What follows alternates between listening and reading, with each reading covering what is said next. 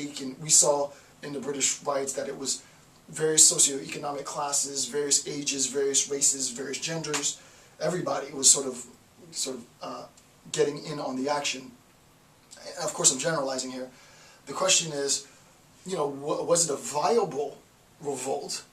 I'm not here to answer that question, but was it a viable revolt, or was it just sort of a new phase of mob mentality, mob violence, right? Based on sort of a conflation in needs and wants.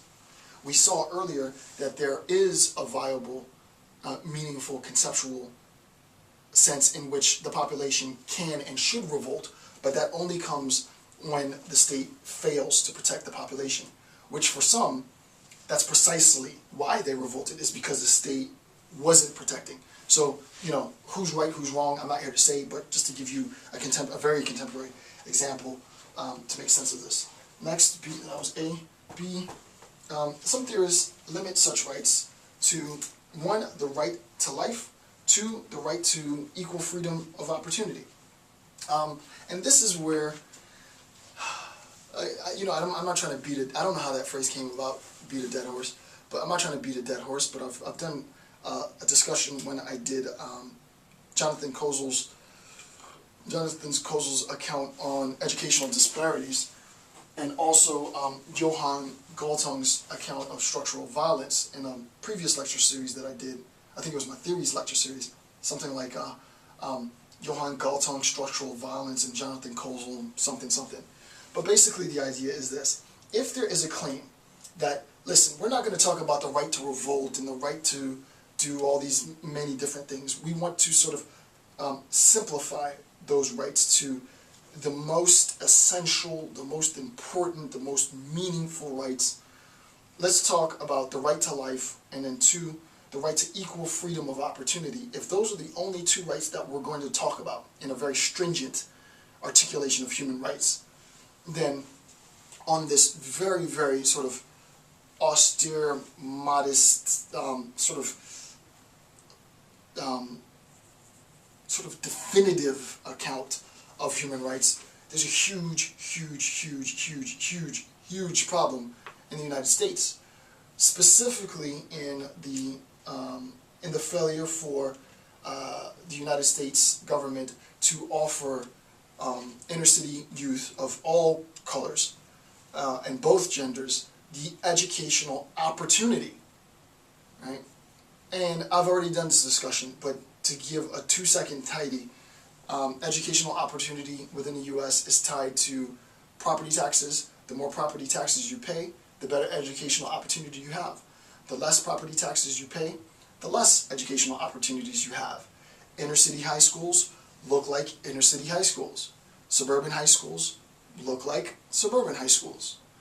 Those opportunities manifest in generations in disparities of socioeconomic, recidivism, criminalization, you name it, a whole bunch of stuff, right? All of that has its grounding in the educational opportunities that we have. And if it is the case that we are arguing from a human rights standpoint that individuals have those inalienable rights, then a failure to satisfy that opportunity, a right just to the opportunity, I'm not asking for any handouts, right? This has nothing to do with affirmative action. I just need an opportunity to get a good education. Well, systemically, we have failed, right? We have failed horribly, at least within the states. Fortunately for the masses, I'm trying to do my part, right? Trying to give you an opportunity, right? You don't need to necessarily be in a university to get knowledge, right? You just have to be hungry enough to want to consume as much as you can to make yourself better, right? And you do that by watching these videos. Hopefully this is helping. All right, so I mean, and seriously, this is, human rights is it's a very serious, it's a very, very serious issue, which is why I'm dedicating my life to educating people for free. All right, so that's number 2. Number three. Human rights pertains both to legal and moral issues. I'm not going to get into the moral issues because it's just too complex. And as a philosopher, I know all the various caveats for sort of critique right? Just generally, human rights pertains to both legal and moral issues, right? So when we're talking about human rights, we're saying that they attain both to the law and to ethics, right? There is no mutual exclusion, right? This is a conjunction, right? You need to satisfy both of these conditions, right? So human rights pertains both to the law and to ethics. Okay, here's a quote. Quote, human rights partake of both the legal and moral orders.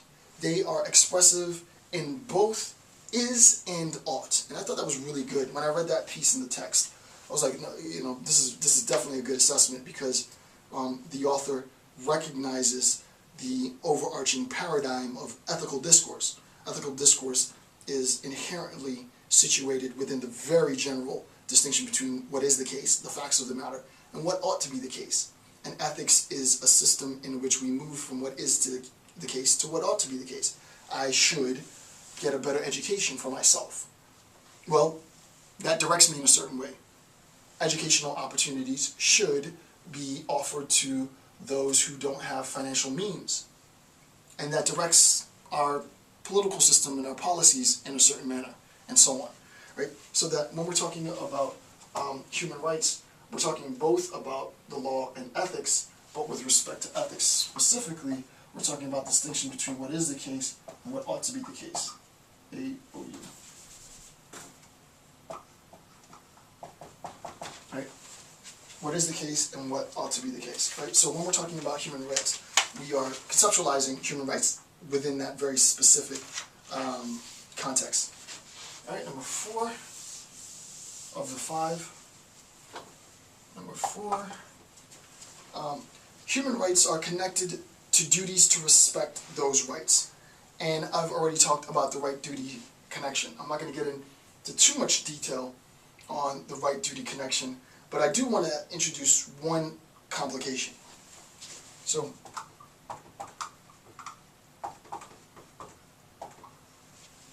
alright, so we said anytime someone has a right to something, we're saying that there's a corresponding duty.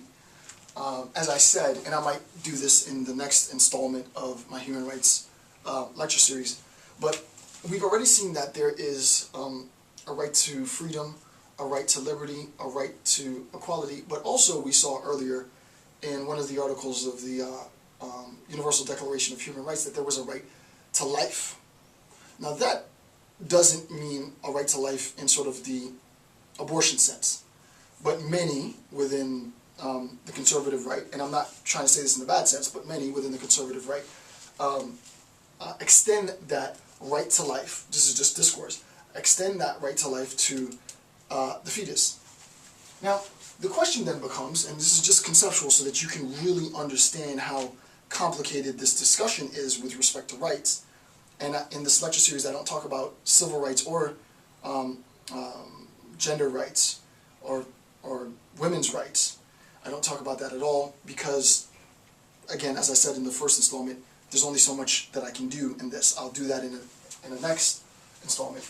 If we're talking about, and I'm not going to answer these questions, I just want to get you thinking, right? If we're talking about, let's say a mother's rights, right? And we have a fetus, we don't know the gender of the fetus, and we are having this discussion in terms of rights and duties. The question then becomes, where do we situate rights and duties with respect to the mother and the state?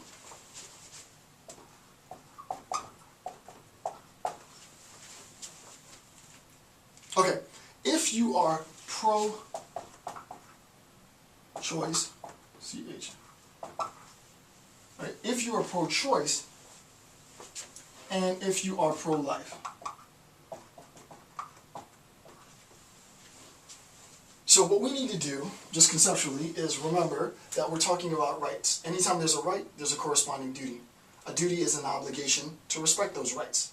If we're talking about the relationship between the mother and the state, and obviously the fetus, then if we are pro-choice, where do we situate rights and duties? Well, the obvious thing to see is that for the pro-choice activists, the right goes here, in the belly. Right? The right goes in the belly. The child has the right. The child has the right to what? The child has the right